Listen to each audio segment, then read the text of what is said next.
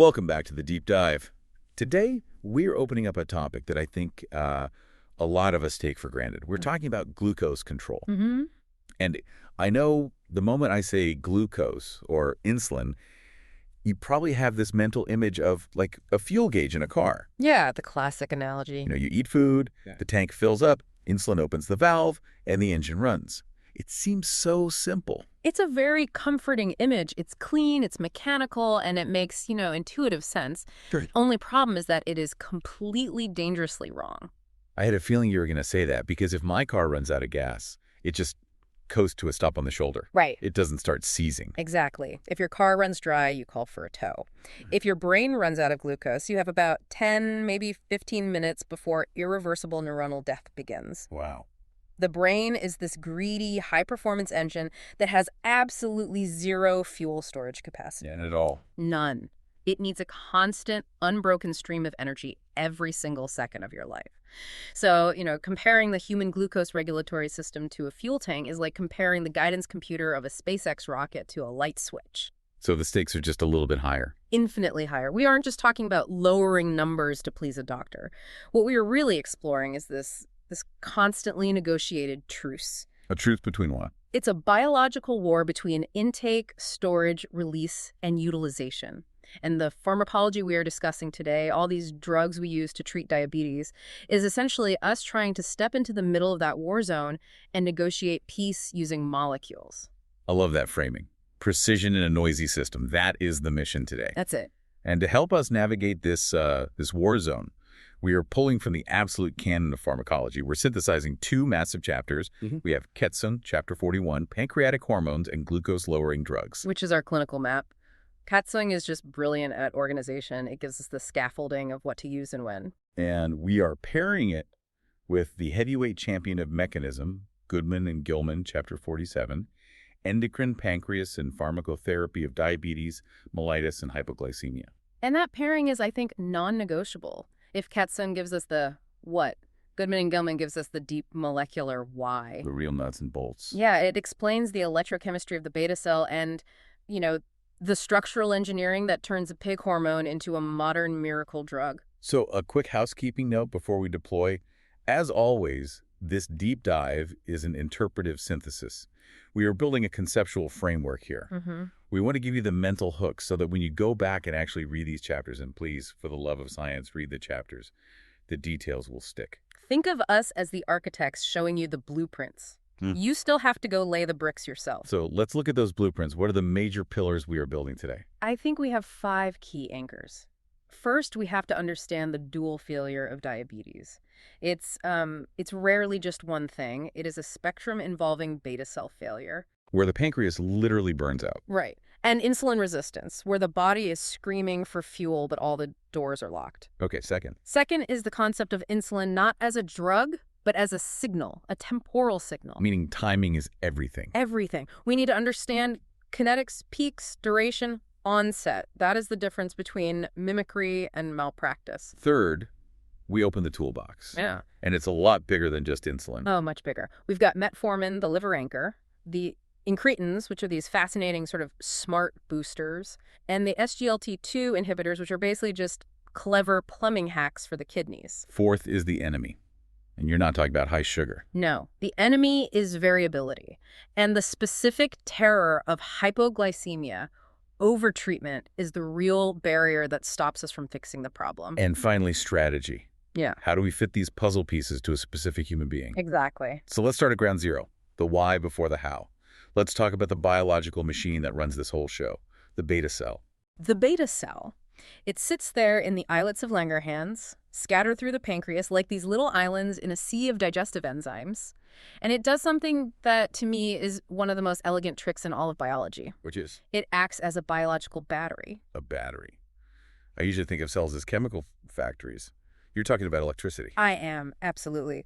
Goodman and Gilman spends a lot of time on this because it's the fundamental mechanism of sensing. I mean, think about it. How does a cell know how much sugar is in the blood? It doesn't have eyes. No, it doesn't have a taste bud. It has to physically interact with the sugar somehow. Okay, so step one. Step 1. Glucose enters the beta cell. It flows through a transporter called GLUT2. Now, GLUT2 is interesting because it's a very high-capacity transporter. It's basically an open barn door. It doesn't need insulin to work. No, it just lets the glucose flow right in, proportional to the blood concentration. So if blood sugar is high, the sugar inside the beta cell is also high. Precisely. Now, once inside, the cell does what all cells do. It burns the fuel, glycolysis, Krebs cycle, electron transport chain. It turns that glucose into ATP cellular energy. Okay, so more sugar in the blood means more ATP inside the beta cell. That makes sense. But how does that trigger the release of insulin? This is the really cool part. It's like a Rube Goldberg machine. Sitting on the surface of the beta cell is a specific ion channel called the ATP-sensitive potassium channel, or ADAT. ADTP by. Okay. Normally, when the cell is resting and glucose is low, this channel is wide open. It lets potassium ions just flow out of the cell freely. Okay. Now, if you remember your basic physiology, losing positive ions, the potassium makes the inside of the cell more negative compared to the outside. It keeps the cell hyperpolarized. It keeps the battery charged but disconnected. Yeah, Silent. exactly. But when that glucose comes flooding in and ADP production spikes, the ATP molecule itself floats over and physically binds to that potassium channel. And it does what? And it shuts it. Slam! So the exit door for all that potassium is locked. Potassium is trapped. Positive charge starts to build up inside the cell. The membrane potential shifts. It depolarizes. And that electrical shift is the trigger. It's the trigger for a totally different channel, the voltage-gated calcium channel. That change in voltage makes it pop open. So the electrical shift opens the calcium gate. It swings wide open, calcium rushes in from the outside, and in biology, calcium is the universal signal for action. Right. Like in a muscle, it causes contraction. Or in a neuron, it causes firing. In the beta cell, it causes the insulin granules, which are just sitting there, waiting at the dock to fuse with the outer membrane and dump their cargo into the bloodstream. Exocytosis? That is incredibly complex. So sugar becomes ATP. ATP closes a potassium gate, which changes the voltage, which opens a calcium gate. which releases the hormone. It's complex, but it's essentially an electrochemical transducer. Meaning what exactly? It converts a metabolic input, which is sugar, into an electrical signal, depolarization, into a hormonal output, insulin. And the reason I'm really laboring this point is that one of our oldest classes of drugs, the sulfonylurias, hacks this mechanism directly. Oh, okay. We'll get there, but just remember for now, the beta cell is an electrical device. Okay, I've got the mental movie. Calcium rushes in, the granules burst open, and insulin hits the blood. But let's zoom in on what is actually being released. It's not just one molecule, is it? No, and this is the detail that, separates the novices from the experts. The beta cell makes a large precursor protein called proinsulin. Yeah. Imagine a long folded chain. To make it active, enzymes have to come in and snip out the middle section. The connecting piece. Right. It's literally called the connecting peptide, or C-peptide. The cell snips it out, leaving the two remaining chains A and B linked together by disulfide bridges. That is active insulin. So what happens to the C-peptide? Here is the key. The cell releases both the insulin and the C-peptide at the exact same time in a perfect 1-to-1 ratio. So for every molecule of insulin floating around, there's a molecule of C-peptide floating next to it. Correct. Now, why does a clinician care about this packaging trash? I'm guessing it's useful for something. It's incredibly useful. C-peptide is stable. It hangs around longer than insulin. And most importantly, pharmaceutical insulin, the stuff in the vial, does not contain C-peptide. It's pure. Oh, I see where this is going. Let's paint a scenario. You're in the ER. A patient is brought in, comatose. Their blood sugar is 30, deadly low. Okay. You draw their blood, and their insulin levels are sky high. Now you have a murder mystery. Did they overdose on injected insulin? Or do they have an insulinoma, a tumor in the pancreas, just pumping out insulin? You check the C-peptide. You check the C-peptide. If C-peptide is 0, that insulin came from a syringe. It's factitious hypoglycemia. Case closed. But if C-peptide is also sky high, it came from their own pancreas. It's a tumor or maybe a sulfonylurea overdose. That one molecule is the detective that solves the case. That is fascinating. It's like a watermark on the body's own production. Okay, so the insulin's out there. It travels through the blood. It arrives at a muscle cell or a fat cell. It knocks on the door. What does the lock look like? The lock is the insulin receptor, and this is where we have to get a little technical because the type of receptor really matters. This is a tyrosine kinase receptor. Which is different from, say, the G-protein coupled receptors we talked about with adrenaline. Very different. G proteins are like fast, transient switches. A tyrosine kinase is more like a construction foreman. Okay, explain that. The receptor spans the cell membrane. Insulin binds to the alpha subunit on the outside. That binding causes a conformational shift, a kind of twisting, that activates the beta subunit on the inside. So the signal crosses the wall without the molecule ever entering the cell. Right. And the internal part of that receptor is an enzyme. It immediately starts phosphorylating itself, adding phosphate groups to its own tyrosine residues. This creates a docking site for other proteins, specifically the insulin receptor substrates or IRS proteins. It's building a scaffold inside the cell. Exactly. And this scaffold triggers a massive cascade, the PI3 kinase pathway, the MAP kinase pathway. It's like a domino effect that branches out in 1,000 directions. But for our purposes today, what are the main outcomes? It leads to two main outcomes. Outcome 1, translocation. Translocation. Deep inside the muscle cell, there are these little vesicles, tiny bubbles holding glucose transporters called GLUT4. They're just parked in the garage, so to speak. Okay. When the insulin signal hits, those vesicles are mobilized. They move to the cell surface and fuse with the membrane. The garage doors open. The garage doors open, and suddenly the cell can just drink glucose from the blood. It starts pulling it out. This happens within seconds to minutes. And outcome 2. Outcome 2 is metabolic reprogramming. The signal goes all the way to the nucleus and actually changes gene expression. How so? It turns on the machinery to store fat, lipogenesis, to store glycogen, and to build protein. And at the same time, it turns off the machinery that breaks down fat or makes new glucose. So insulin is the fed state general. It shouts, "We have resources! Stop scavenging! Build! Store!" That's a perfect analogy. It is a profoundly anabolic hormone, and that also explains why when people start insulin therapy, they often gain weight. We aren't just lowering sugar, we are telling the body to store calories effectively for the first time in maybe years. Okay, so that's nature. Nature is elegant. Nature works on a timescale of minutes. You eat, insulin spikes, sugar enters the cells, insulin clears. Done. Right. But now we have to replicate that with a drug. And that is the problem, a huge problem. We can harvest insulin. We did it for decades using cow and pig pancreases. We can even make perfect human insulin in bacteria now using recombinant DNA. Right. But if I inject pure natural human insulin into your subcutaneous fat, it doesn't work like nature, not even close. Why not? Is the molecule different? The molecule is identical. The physics are different. In the pancreas, insulin is dumped directly into the portal vein and goes straight to the liver instantly. But when you inject it... When you inject it into your leg or stomach, it just sits there in the fat. It has to slowly diffuse into the capillaries. But there's a trap. The trap. Insulin molecules, they like to socialize. In the vial, especially around zinc atoms, they clump together into groups of 6. They form hexamers. Like a 6-pack of soda. Exactly. And a hexamer is way too big to fit through the capillary wall, so the injected insulin just sits there as a big depot. It can't get out. Not until it slowly dilutes, breaks into dimers, which are pairs, and then finally into monomers, singles, before it can be absorbed. And that takes time. It takes 30 to 60 minutes just to start working. So imagine you sit down to eat pizza. You take a shot of what we call regular insulin. Okay. The pizza hits your blood in 15 minutes. The insulin hits in an hour. So first your sugar goes way high. You get a massive hyperglycemic spike. And then 3 hours later, when the pizza is long gone, the insulin is finally peaking, and you crash. You get hypoglycemia. It's a timing mismatch. You are constantly chasing the train. You're always behind. So the chemists had to intervene. They had to hack the molecule itself. This brings us to part 2. The engineering of exogenous insulin. How do you make insulin faster? You have to make it antisocial. You have to stop it from clumping. You want it to hate its neighbors. Exactly. Look at insulin lispro. This was the first rapid-acting analog. The scientists looked at the B chain of the insulin molecules, specifically at positions 28 and 29. Right. Normally, it's proline, then lysine.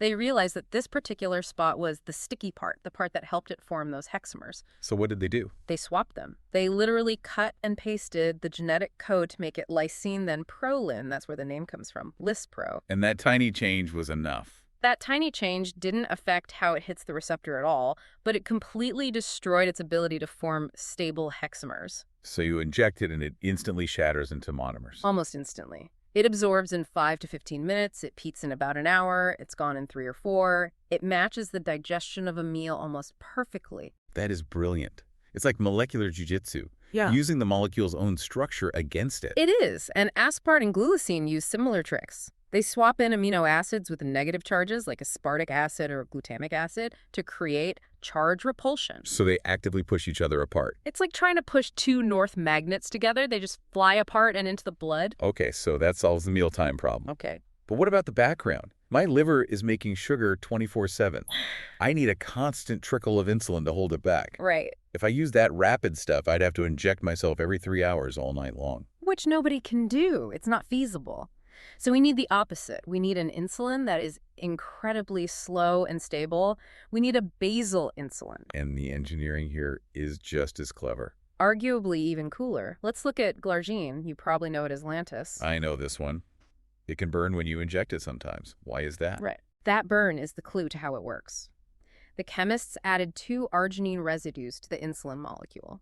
This shifted the isoelectric point, which is just the pH at which the molecule is electrically neutral. Okay. So glargine is soluble in acid. The solution in the pen is at a pH of 4. That's why it stings a little. But the inside of my body isn't pH 4, it's pH 7.4. It's neutral. Precisely. So you inject this acidic liquid. The moment it hits the neutral environment of your subcutaneous tissue, it chemically crashes out of solution. It precipitates. It turns into solid crystals under your skin. Tiny microprecipitates, a little depot of insulin sand, essentially. And then slowly, over 24 hours, the surface of those crystals just dissolves, releasing a steady, flat stream of insulin. Wow, so no peak. No peak, just a baseline. You're intentionally creating a chemical reaction under the skin to build a time-release capsule. That is wild. What about the others? Datamir. Datamir or leafamir, Oh, totally sorry. different strategy. For that one, they attached a fatty acid tail myristic acid to the insulin. A lipid tail. Why? Well, what transports fats in the blood? Albumin. Right. So the detamir molecules get into the blood and latch onto albumin like little hitchhikers. Albumin carries them around, protecting them from degradation, and then slowly, over time, they hop off to bind to the insulin receptor. So it uses the blood's own transport system to extend its half-life. Exactly. And then you have Degludec, the new ultra-long one, Tresiba.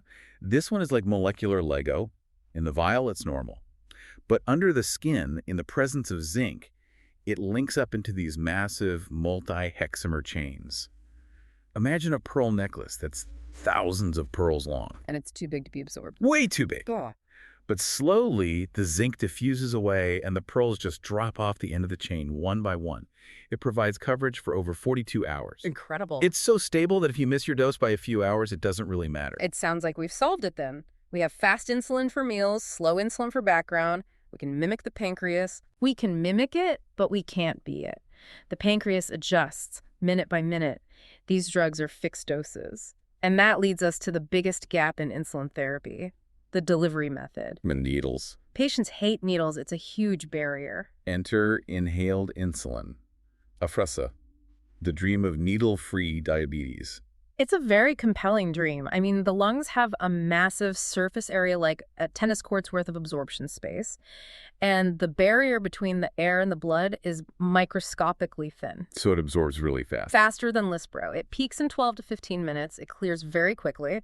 It's actually the closest pharmacokinetic match we have to the body's natural first phase insulin release. But I sense a but.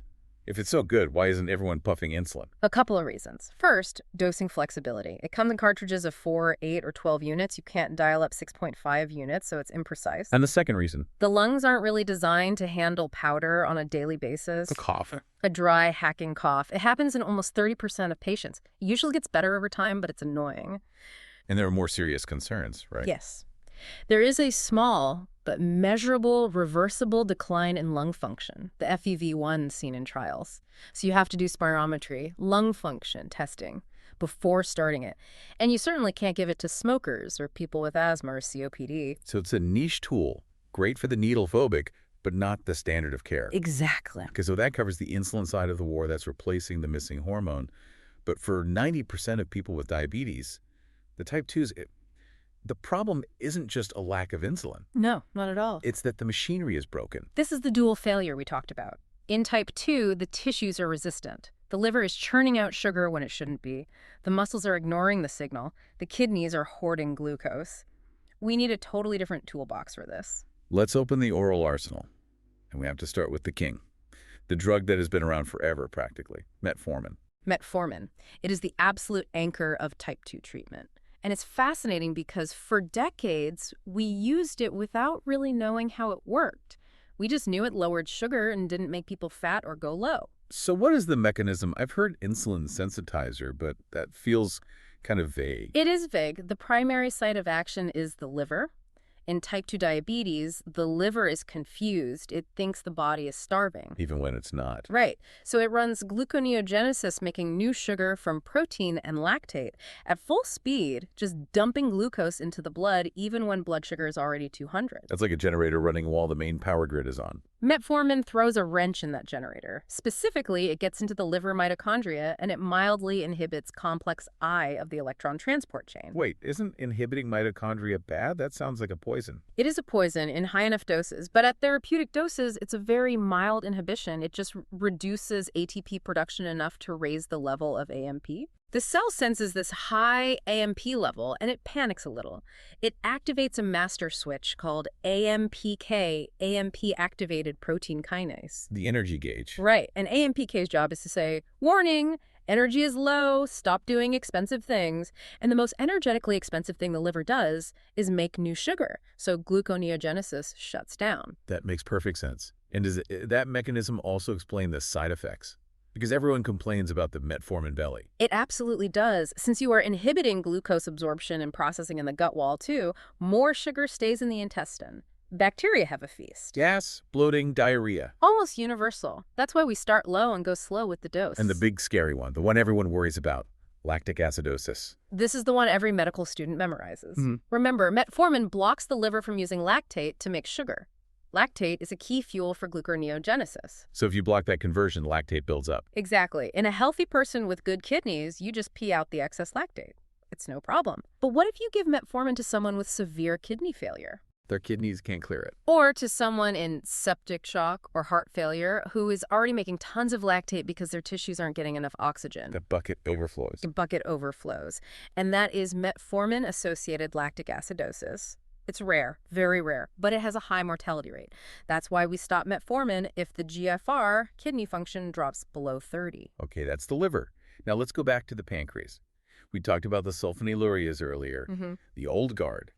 Glipizide, gleburide.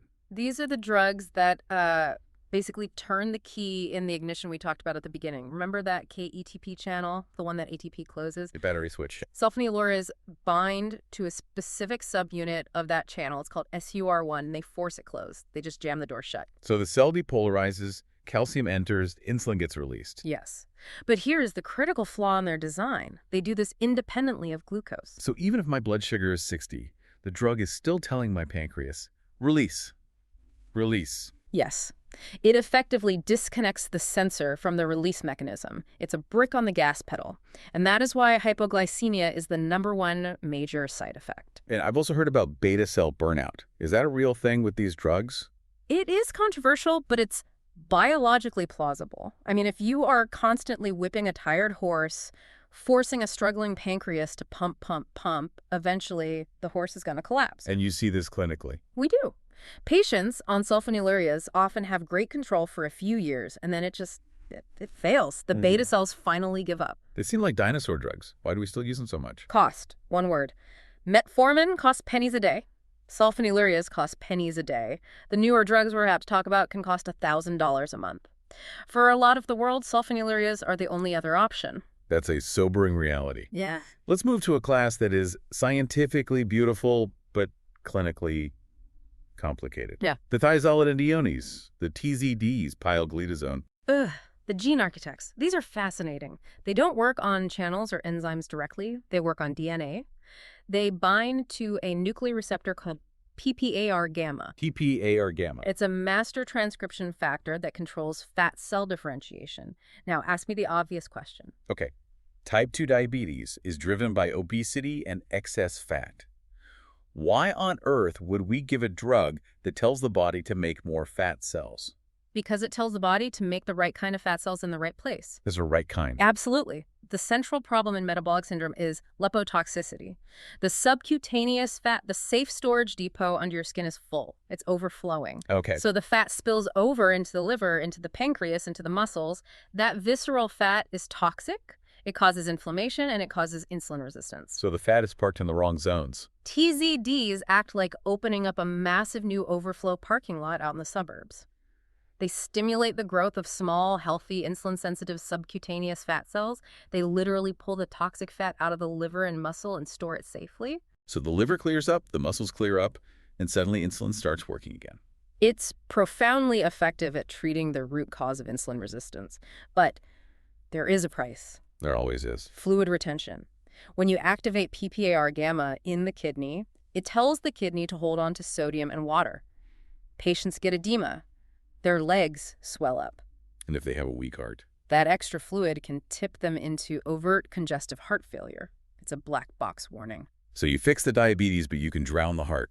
If you aren't very careful. Yeah. And there's a bone fracture risk in women, too. It seems to shift stem cells away from becoming bone-building cells and toward becoming fat cells. Wow. Okay, let's pivot to the modern era. The drugs that are dominating the headlines. The incretins. GLP-1, Ozempic, Mounjaro, Trulicity. This story starts with a lizard, Of course it does. the Gila monster. Scientists noticed that this lizard only eats a few times a year, but its blood sugar stays perfectly stable. They found a peptide in its saliva called exendin-4 that was similar to a human hormone called GLP-1, but much, much more stable. And what does GLP-1 do in humans? It explains something called the incretin effect. If I give you a bag of glucose through an IV, your insulin bumps up a little bit. Okay. But if I let you eat that same amount of glucose, your insulin skyrockets. The gut tells the pancreas, incoming. Exactly. GLP-1 is that messenger. But it does 4 things that make it basically the perfect diabetes drug. Number 1, it stimulates insulin release, but only when sugar is high. So no hypoglycemia. Very low risk on its own. Unlike sulfonylureas, if your sugar is normal, GLP-1 does nothing to insulin secretion. Okay, what else? 2, it suppresses glucagon, which is the hormone that raises sugar. 3, it slows down gastric emptying. Food stays in your stomach longer. So you feel full. You feel stuffed. And number 4, it works directly on the hypothalamus in the brain to kill your appetite. And that is why these are now blockbuster weight loss drugs, not just diabetes drugs. We are seeing 15, even 20% body weight loss. That is enough to reverse the metabolic syndrome in some people. It's not just lowering sugar, it's offloading the stress on the whole system. But wait, if GLP-1 is a natural hormone, why do we need to inject a drug? Why can't we just take a pill of the natural stuff? Because of an enzyme called DPT4. DPP4 is like a little Pac-Man that swims in your blood and just gobbles up GLP-1 in seconds. Natural GLP-1 has a half-life of like 2 minutes. It's useless as a drug. So we have 2 strategies here. Strategy A, make a fake GLP-1 that's bulletproof. That's the GLP-1 agonists. Semaglutide, liraglutide. They modified the molecule, so DPP4 basically breaks its teeth on it. It can last for a whole week. And strategy B, Kill the Pac-Man. Use a drug to inhibit the DPP4 enzyme. These are the gliptins, sitagliptin, linagliptin. so your own natural GLP-1 lasts longer. Right. But here's the nuance. The DPP4 inhibitors are much weaker. They only boost your GLP-1 to normal physiological levels. So The injectable agonists boost it to super physiological levels. with the pills, you get modest sugar control and no weight loss. Exactly. And with the injections, you get massive sugar control and massive weight loss. Got it. Now, the final class, and this one is my favorite because it feels like cheating, the SGLT2 inhibitors, the flazins. It is cheating. It's bypassing the entire metabolic war and just opening a drain valve. Walk us through the plumbing. Your kidneys filter all of your blood many times a day. They filter out tons of glucose. But because glucose is precious energy, the proximal tubule of the kidney reabsorbs 100% of it. It doesn't want to waste it. Right. It uses a transporter called SGLT2 to grab every last molecule and throw it back into the blood. The kidney is a hoarder. So what do the drugs do? SGLT2 inhibitors, empagliflozin, dapagliflozin, they just block that transporter. So the sugar stays in the urine and goes right into the toilet. You pee out about 70 to 80 grams of sugar a day. That's like 300 calories, so you lower blood sugar and you lose weight because calories are leaving the body. What else? You also pull water with it. It's an osmotic diuresis, so you lower blood pressure. It's amazing. It sounds perfect, but I promised to ask about the paradox, the euglycemic DKA. We need to really explain this risk. This is critical. Diabetic ketoacidosis, DKA, is usually a disease of very high sugar. No insulin means the cells starve, so they break down fat, which makes ketones, which are acidic, and you have super high sugar. Right, classic DKA. But with SGLT2 inhibitors, imagine this scenario. You have a type 2 diabetic, they get the flu, they feel sick, they stop eating, but they keep taking their SGLT2 inhibitor. Okay. The drug keeps forcing their kidneys to dump sugar into the urine, so their blood sugar looks normal, maybe 110 milli-GDL. The number is deceptive. It's completely deceptive. Because they are stressed from the flu and not eating, their insulin levels are low, their stress hormones are high, the body thinks it's starving, so it switches to burning fat for fuel. It makes ketones. It starts pumping out tons of ketones. The blood becomes dangerously acidic. But the doctor in the ER looks at the glucometer, sees 110, and thinks they're fine. Exactly. That is the trap. The patient is in full-blown acidosis, vomiting, metabolic collapse, but the fuel gauge looks normal. You have to check the blood ketones or the anion gap to catch it. If you miss it, the patient can die. That is terrifying. It's like a cloaking device for DKA. It is. And the other side effect is much more obvious. If you have sugar water sitting in your urethra, which is warm, dark, and damp. Yeast. Genital mycotic infections, thrush, UTIs, it happens a lot. Hygiene helps, but it's probably the most common reason people stop the drug. Okay, we have built a massive arsenal here. But we are running out of time, and we need to talk about strategy. Because treating diabetes isn't just picking a card from the deck. No, it's risk management. And the single biggest risk is hypoglycemia. Let's talk about dead in bed. It's a grim term, but it's a real phenomenon, mostly in type 1. If you push insulin therapy too hard, especially at night, the sugar can drop very low. The brain starves. And usually the body's alarm system kicks in. Right. The adrenaline surge wakes you up, you're swaying, heart pounding, panic. But if you have had diabetes for a long time or you have frequent low blood sugars, that system wears out. You get hypoglycemia, unawareness. The alarm doesn't go off. The alarm doesn't fire, the sugar drops to 30 and you stay asleep, and then you can have a seizure. And you can stop breathing. This is why the target isn't perfectly normal sugar. The target is safe sugar. Exactly. Precision in a noisy system means accepting some variability to ensure survival. So, algorithm time, a patient walks in, newly diagnosed, type 2 diabetes, their A1C is 8%. What do? Step 1 is always lifestyle intervention plus metformin, unless their kidneys are shot with a GFR less than 30. It's safe, it's cheap, it's effective, and it protects the heart. Okay. Step 2. Come back in 3 months, they're still high. Now you have to ask a question. Do they have established heart failure or kidney disease? Let's say they have early kidney disease. Then you must use an SGLT2 inhibitor. The data is undeniable. It slows the progression of renal failure independent of sugar control. It's a kidney drug now that also happens to lower sugar. What if they have coronary artery disease, a previous heart attack? Then you choose a GLP-1 agonist or an SGLT2 inhibitor. Both have shown mortality benefit in those patients. And what if they are otherwise healthy? They just need to lose a lot of weight. GLP-1 agonist. Hands down. Nothing else comes close for weight loss. What if they are broke and can't afford these new drugs? Then you go back to the old guard.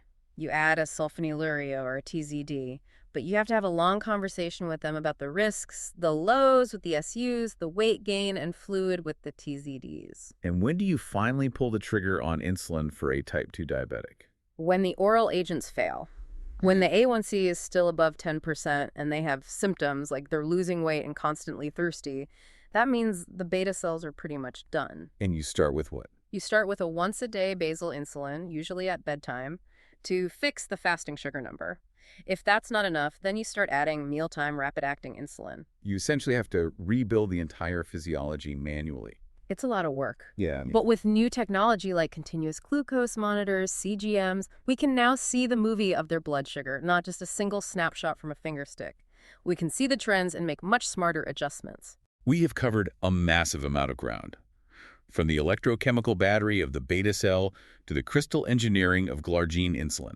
From the Gila monster to the plumbing of the kidney. It's an incredible story of scientific progress. It's a beautiful field. It really connects molecular biology to daily survival. What's the final thought you want to leave the listener with? Don't treat the number, treat the physiology. Ask yourself, why is the sugar high? Is it primarily resistance? Is it deficiency? Is the liver acting up? Is it a GLP-1 problem? And then you pick the molecular tool that fixes that specific broken gear. And my call to action for you. Open Goodman and Gilman, chapter 47. Find figure 47 to 1. It's a diagram of the beta cell signaling pathway. Yeah. Trace the line from glucose to insulin release. Then find the insulin receptor diagram. Visualize the phosphorylation cascade. And then flip over to Katzing, chapter 41, and look at the drug tables. Look at the half-lives. Look at the routes of clearance. Those numbers determine whether your patient is safe or at risk. We'll leave it there. This has been a deep dive into the war zone of glucose control. Thanks for listening. Stay curious.